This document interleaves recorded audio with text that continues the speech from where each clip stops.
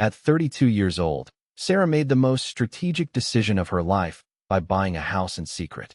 After years of growing suspicious about her husband's behavior, she kept it hidden from her increasingly distant spouse.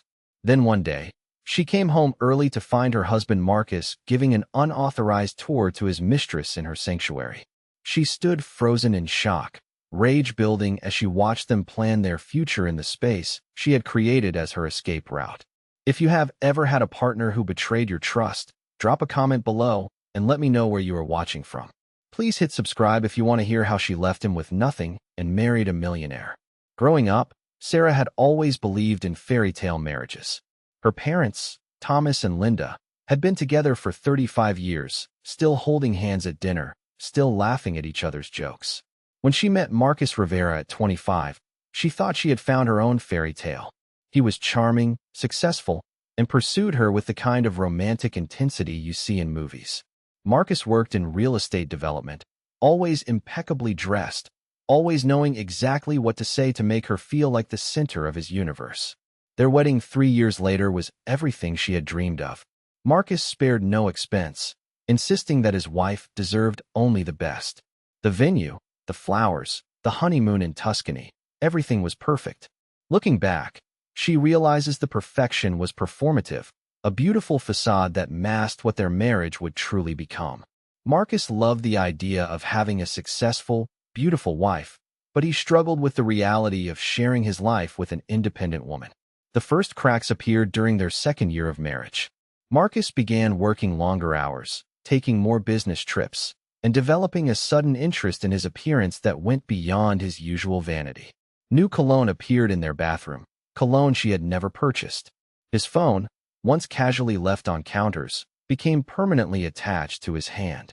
When she asked about his day, his answers grew vague, filled with generic details about meetings and clients that never quite added up. Sarah worked as a marketing director for a mid-sized advertising firm, a job she loved and excelled at. Marcus had initially been proud of her career, bragging to friends about her campaign successes. But as his behavior grew more secretive, he began making subtle comments about her work schedule interfering with their social obligations. "Sarah's always so busy with her little projects," he would say at dinner parties, the word little cutting deeper each time. The turning point came on a cold February morning when she was reviewing their joint credit card statement. Among the usual charges for groceries and gas, she found a $3,200 purchase at Tiffany & Company. Her heart raced with excitement. Perhaps Marcus was planning a surprise for their upcoming anniversary. But when she mentioned seeing an interesting charge on the statement, his face went white before quickly arranging itself into confusion. "Oh, that," he said, not quite meeting her eyes. "I had to buy something for the Hendersons. You know how important they are for the Riverside project. Patricia mentioned loving Tiffany, so I picked up something for her birthday." The explanation felt rehearsed, too polished. Patricia Henderson was notorious for preferring practical gifts. Gift cards to her favorite garden center, books about sustainable living. A $3,200 piece of jewelry seemed wildly out of character. When Sarah casually asked Patricia about her birthday gift the following week at a neighborhood gathering, her confused expression told her everything she needed to know. That night, she lay awake next to her sleeping husband, listening to his steady breathing and feeling like a stranger in her own bed. Marcus was having an affair. The knowledge settled into her chest like a stone, heavy and undeniable.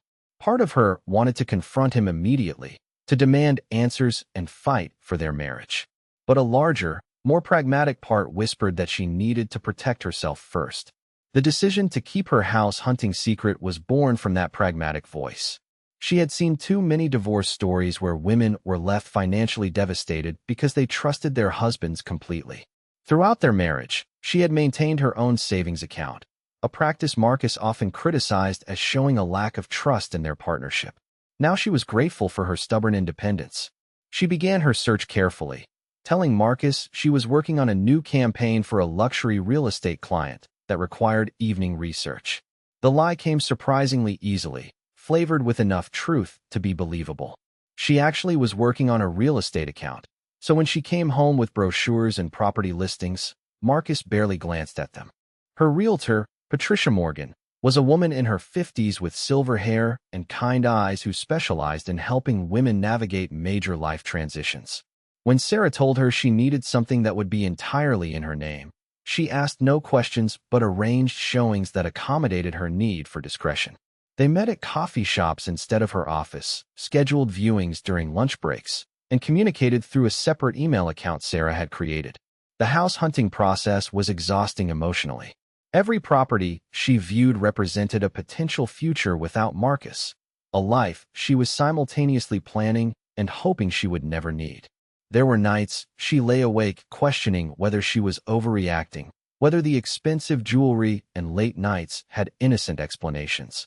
But then she would remember the way Marcus looked when she mentioned the Tiffany charge, and her resolve would strengthen. After seeing 19 houses, she found the one. A charming 1930s craftsman bungalow in the Oak Grove neighborhood, 30 minutes from their shared home. It had original hardwood floors, built-in bookcases, and a kitchen with vintage details that spoke to her soul. Most importantly, it felt like hers the moment she walked through the door. Unlike their current house, which Marcus had chosen and decorated according to his preferences, this space seemed to invite her personality to flourish. Patricia noticed her reaction immediately. "This is it, isn't it?" she said, watching Sarah run her hand along the kitchen counter. "I can see you living here." The observation startled her because it was true. For the first time in months, she could envision a future that felt authentic rather than performed. She could see herself cooking in that kitchen, reading in the window seat, planting flowers in the small but promising backyard. The closing process required elaborate deception. She scheduled the signing for a Wednesday morning, telling her office she had a doctor's appointment and Marcus she had an early client breakfast. She paid extra for a mobile notary to meet her at a neutral location rather than risk being seen at a title office where Marcus had professional connections. Standing in her empty house for the first time, keys clutched in her trembling hands, she felt a complex mixture of emotions. Relief that she had a sanctuary if she needed it, guilt about the secrecy, and a profound sadness that her marriage had deteriorated to the point where she felt the need for an escape plan. Moving items to the house became another exercise in careful planning. She told Marcus she was decluttering, donating items to charity. In reality, she was gradually transferring her most precious possessions, family photos, her grandmother's china, important documents, to her secret sanctuary. She maintained the fiction by actually donating some items, creating donation receipts that Marcus would find if he looked through their financial records. The hardest part was living the double life. At home, she played the role of devoted wife, making dinner, attending social functions, pretending everything was normal. At her house, she could finally breathe. She painted the bedroom a soft lavender that Marcus would have dismissed as too feminine. She arranged her books by subject rather than color, as he insisted looked more sophisticated. Small acts of rebellion, but each one felt like reclaiming a piece of herself. 3 months after receiving her keys, she had furnished the house modestly but comfortably. She planned to tell Marcus eventually, framing it as an investment property they could rent out. The story was plausible. The neighborhood was gentrifying, property values were rising. She rehearsed the conversation in her mind, imagining his surprise, but hoping he would be proud of her financial acumen. But life rarely unfolds according to carefully constructed plans. The day everything changed was a Tuesday in late May, when spring had settled into a comfortable rhythm of warm days and cool evenings. She had been living her secret double life for 4 months, still gathering courage for the eventual revelation about her investment property. That morning, she had a presentation scheduled with their biggest client at 2 p.m. She had prepared extensively, creating detailed market analysis and practicing her pitch until it was flawless. But at 11:30, her assistant knocked on her office door with unexpected news. "The Caldwell Group just called," she said. "They need to reschedule for Thursday. Family emergency." Suddenly gifted with an unexpected afternoon, Sarah made a spontaneous decision to visit her house. She had a delivery scheduled for the weekend, a bookshelf she had ordered online, and wanted to clear the space where it would go. Making a quick excuse about client research, she gathered her things and headed across town. The drive was peaceful, windows down, spring air flowing through the car as she mentally planned her afternoon. Maybe she would finally hang the mirror she had found at an antique store. Perhaps organize the kitchen cabinets in a way that made sense to her rather than following Marcus's rigid system for everything having its designated place. As she turned onto Maple Street, the familiar sense of peace that always accompanied her approach to the house began to settle over her. That peace shattered instantly when she saw the cars in her driveway. Marcus's black BMW sat next to a red convertible she did not recognize. Her heart hammered against her ribs as she drove slowly past, unable to process what she was seeing. There had to be a mistake. Perhaps Marcus was showing the house to a client, though she could not fathom how he had discovered it or obtained access. But as she circled the block, her mind racing, she glimpsed movement through the front window. Marcus was inside her house, her sanctuary, her secret. She parked around the corner, hands shaking so badly she fumbled with her keys twice before managing to lock the car. Approaching on foot, she moved cautiously along the side of the property where a row of rose bushes provided cover. She could hear voices now, drifting through the partially open living room window. The original hardwood extends throughout the entire house, Marcus was saying, his voice carrying that smooth, professional tone he used with clients. Sarah has no idea how lucky she was to find a place with these period details intact. She crouched lower, moving closer to the window.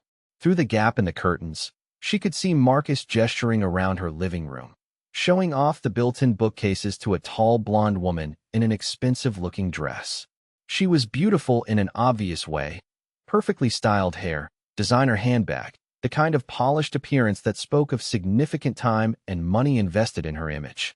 "Have you two decided on furniture yet?" the woman asked, running her manicured finger along the windowsill. "This room would be stunning with a sectional sofa. Maybe something in navy leather?" Marcus laughed, a sound that sent ice through Sarah's veins. You know how indecisive Sarah can be about decorating. That's why I wanted to show you the place first, get your input. You have such incredible taste, Alexis. Alexis. So this was his mistress, and he was not only cheating but planning their future in her house, the house he was not supposed to know existed. She pressed herself against the exterior wall, fighting waves of nausea as their voices continued. "When do you think you'll tell her about us?" Alexis asked, her tone casual, as if discussing weekend plans rather than the destruction of Sarah's marriage. "Soon," Marcus replied. "I'm just waiting for the right moment. Once I figure out the financial situation with the divorce, we can start making real plans." They moved deeper into the house, their voices fading as they continued the tour. She crept around to the kitchen window, straining to hear through the glass. "The kitchen needs a complete renovation," Alexis was saying. "These cabinets are so dated. And granite countertops are completely passé now. I'm thinking quartz, something in a dramatic black." "Whatever you want," Marcus assured her. "Money won't be an issue once everything is settled. Sarah's salary is decent, but she'll be easy to handle in the divorce. She's always been too trusting." The casual cruelty of his words hit her like a physical blow. Too trusting. As if her belief in their marriage vows was a character flaw rather than the foundation of what she thought they had built together. She remained hidden for nearly an hour as they toured every inch of her house, Marcus pointing out features with the pride of ownership while Alexis made plans for renovations and redecorating. They discussed which bedroom would be theirs, where to put Alexis's exercise equipment, how to re-landscape the backyard for entertaining. Most devastating was listening to Marcus share intimate details about their marriage, their finances, even her personal habits. He told Alexis about her obsession with having her own savings account, laughing about how paranoid she was about money.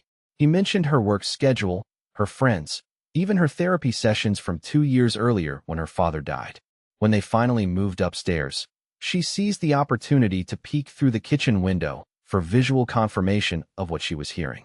Marcus had his arm around Alexis's waist, pulling her close as he pointed out the view from the breakfast nook. She was laughing at something he said, her hand resting possessively on his chest. The sight of them together in her kitchen, in the space she had created as her sanctuary, sent a surge of fury through her so powerful she had to grip the windowsill to remain steady. This was not just adultery. It was a complete violation of the one space she had kept pure from his influence. She waited until she heard the front door close and watched from her hiding spot as they emerged, Marcus's hand on the small of Alexis's back as they walked to their cars. He kissed her goodbye, Not the polite peck of new lovers, but the comfortable kiss of an established relationship. As she drove away in her red convertible, Marcus lingered, pulling out his phone to make a call. "Diana," he said, and Sarah's blood turned to ice. Diana Reynolds was the most aggressive divorce attorney in the city, known for decimating opposing spouses in high-profile cases. "Yes, I think it's time to move forward. Sarah suspects something, and I'd rather control the narrative." She remained frozen behind the rose bushes as Marcus outlined his strategy for divorcing her, discussing asset division and spousal support with clinical detachment. He mentioned discovering her secret house, though he provided no details about how he had gained access. Most chilling was his confidence that she would be reasonable in the proceedings, his certainty that she would not fight for what was rightfully hers. Only after his BMW disappeared around the corner did she emerge from her hiding place, legs trembling with a mixture of rage and adrenaline. She walked to her front door on unsteady feet, noting that the lock showed no signs of tampering. Marcus had obtained access some other way, perhaps by hiring a locksmith under false pretenses, claiming to be locked out of his own property. Inside, the lingering scent of Alexis's expensive perfume hung in the air like an unwelcome ghost. She moved through her violated sanctuary, noting small changes. A pillow arranged differently on the sofa, books shifted on the built-in shelves, a candle moved from where she had left it. They had not just toured her house, they had made themselves at home. Her first call was to Patricia Morgan. When she answered, Sarah could barely form words through her fury. "Patricia, I need the name of the best divorce attorney in the city. Someone who eats men like my husband for breakfast." "Oh, honey," Patricia said, her voice immediately shifting to protective mode. "What happened?" Sarah gave her a brief overview, her voice growing steadier as she spoke. Patricia listened without interruption, then provided her with two names. "Diana Reynolds is excellent, but expensive," she said. "Catherine Walsh is just as good and has a reputation for being particularly fierce when representing betrayed wives." "Marcus is already working with Diana Reynolds," Sarah said, feeling a grim satisfaction at Patricia's sharp intake of breath. "Then Catherine is your answer," she said immediately. "Trust me on this, Sarah. Catherine will protect you." Her second call was to change every lock in the house. The locksmith, a kind older gentleman named Frank, arrived within 2 hours and replaced every lock with high-security deadbolts. "Trouble with an ex?" he asked conversationally as he worked on the back door. "Something like that," she replied, not wanting to explain that the trouble was with a current husband who was planning to become an ex. Her third call was to Catherine Walsh's office. Her assistant scheduled an emergency consultation for the following morning, warning her to bring any financial documents she could access. She spent the evening photographing bank statements, investment accounts, insurance policies, and credit card records. If Marcus wanted to play games with their assets, she would be ready. That night, she did not return to their shared home. Instead, she called Marcus from her house, using the landline she had installed for emergencies. His voice was cheerful when he answered, the performance of a devoted husband. "Hey, beautiful," he said. "How was your day? I tried calling your cell, but it went straight to voicemail." "My phone died during the client meeting," she lied smoothly, surprised by how easily deception came when survival was at stake. "I'm going to stay at Emma's tonight. She's having a crisis with her boyfriend and needs support." Marcus made sympathetic noises about Emma's fictional relationship drama, even suggesting she take her out for drinks on him. The casual kindness in his voice, knowing what she now knew about his plans, was almost unbearable. She spent that sleepless night planning her strategy. By morning, she had decided on her approach. She would not confront Marcus about his affair immediately. Instead, she would document everything, protect her assets, and when the time came for his carefully orchestrated divorce, she would be ready with evidence of his adultery and his plans to defraud her in the settlement. Her meeting with Catherine Walsh confirmed that her instincts were correct.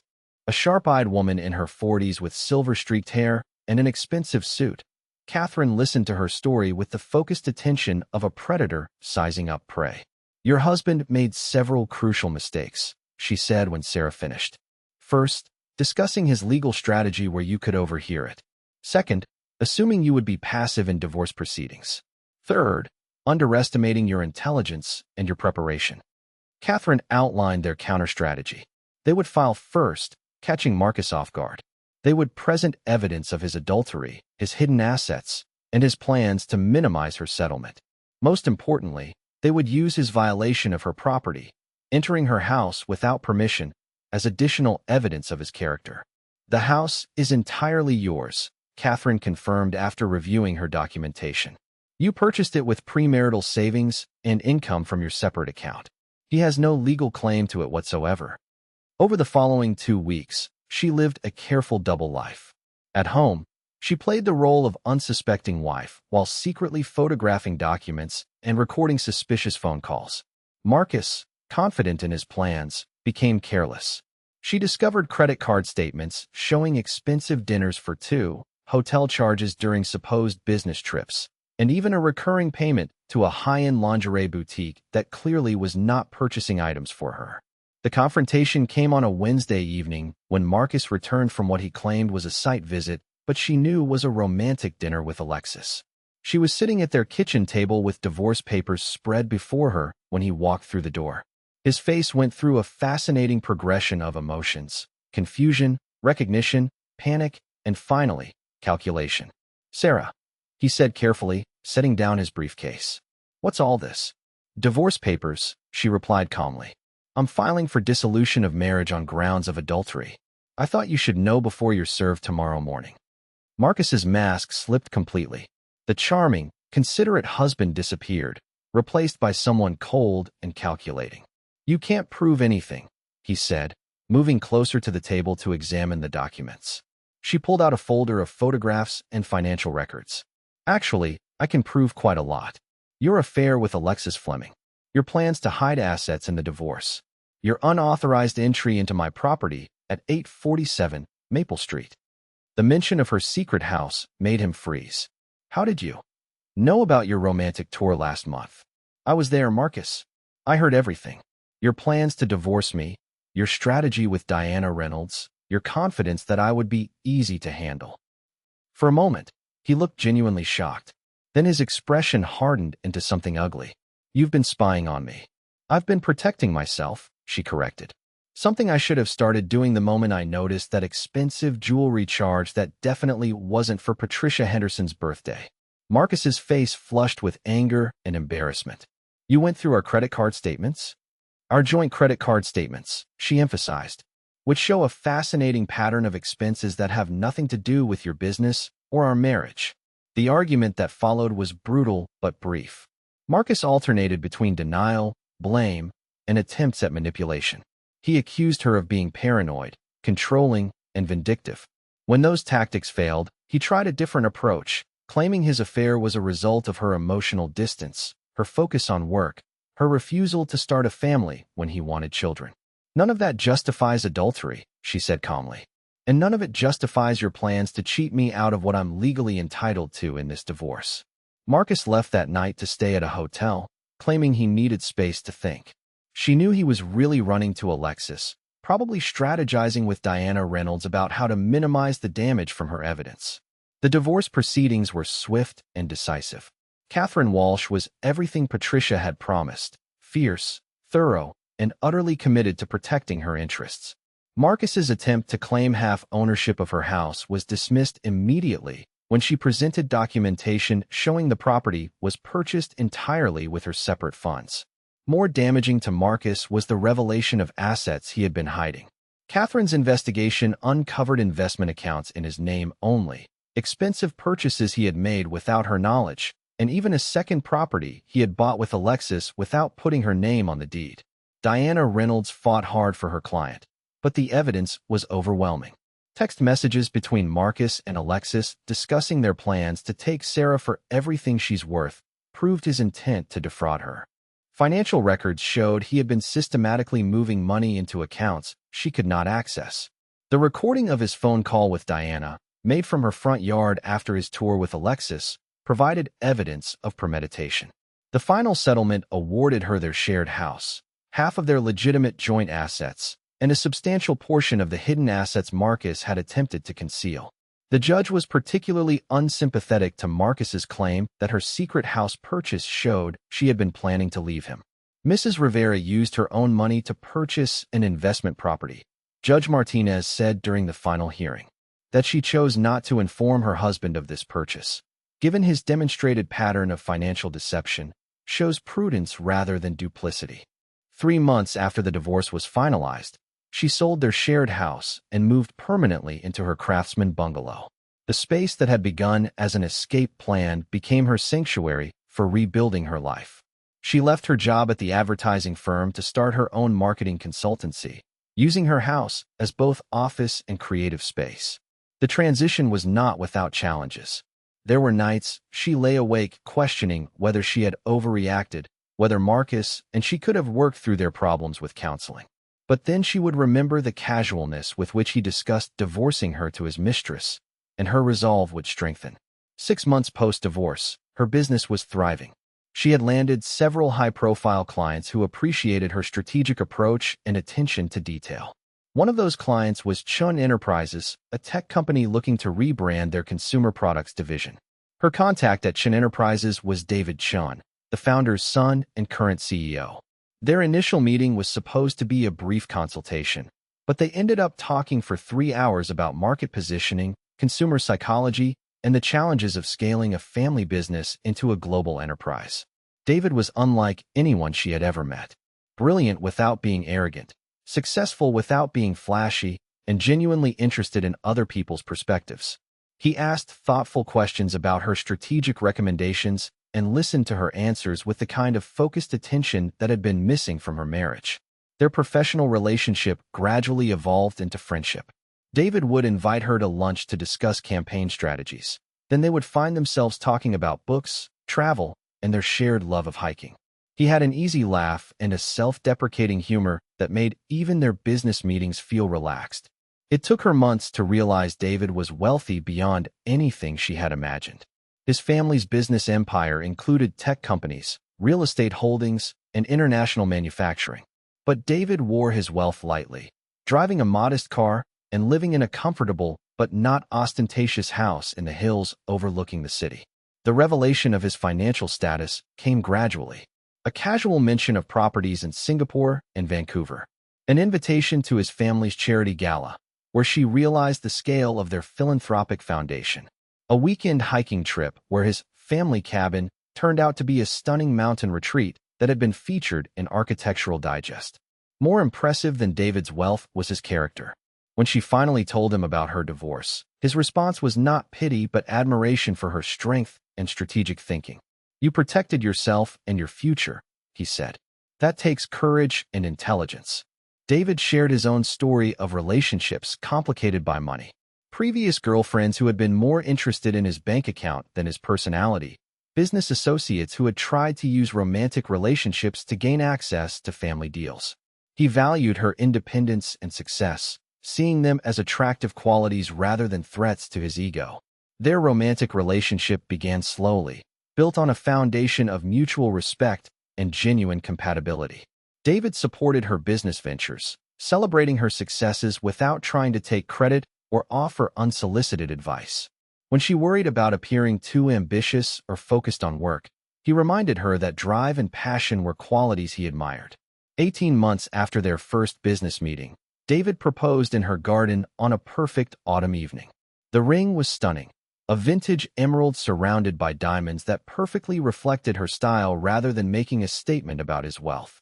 "I love that you chose yourself first," he said as he knelt among her carefully tended roses. "I love your strength, your intelligence, your refusal to settle for less than you deserve. Will you marry me?" Their wedding was everything her first had not been. Where her marriage to Marcus had been about performance and impression management, her celebration with David was about authentic joy and genuine partnership. They wrote their own vows, promising to support each other's dreams while maintaining their individual identities. Her house played a special role in their new life together. Rather than selling it when they purchased a larger home together, they kept it as a weekend retreat and workspace. The space that had begun as her escape from a bad marriage became a symbol of the independence that made their good marriage possible. Marcus, meanwhile, faced the consequences of his choices. His reputation in the real estate community suffered when details of the divorce became public knowledge. Several business partnerships dissolved when investors learned about his financial deceptions. His relationship with Alexis ended within 6 months of the divorce when she realized his post-settlement financial situation was far less attractive than she had anticipated. 2 years after her divorce was finalized, Sarah received an unexpected email from Marcus. He apologized for his behavior during their marriage and the divorce proceedings, acknowledging that his actions had been selfish and harmful. He mentioned struggling with the consequences of his choices, but expressed hope that she had found happiness. She showed the email to David, who read it without comment before deleting it. "The past is the past," he said simply. "What matters is what we build going forward."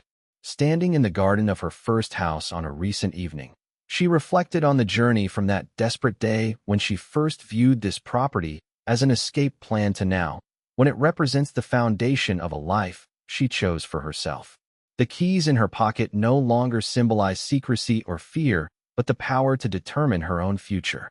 The locksmith was right. Sometimes changing the locks is exactly what you need to do, not just on your doors, but on patterns that no longer serve you, relationships that diminish rather than enhance your life, and situations where you have settled for less than you deserve.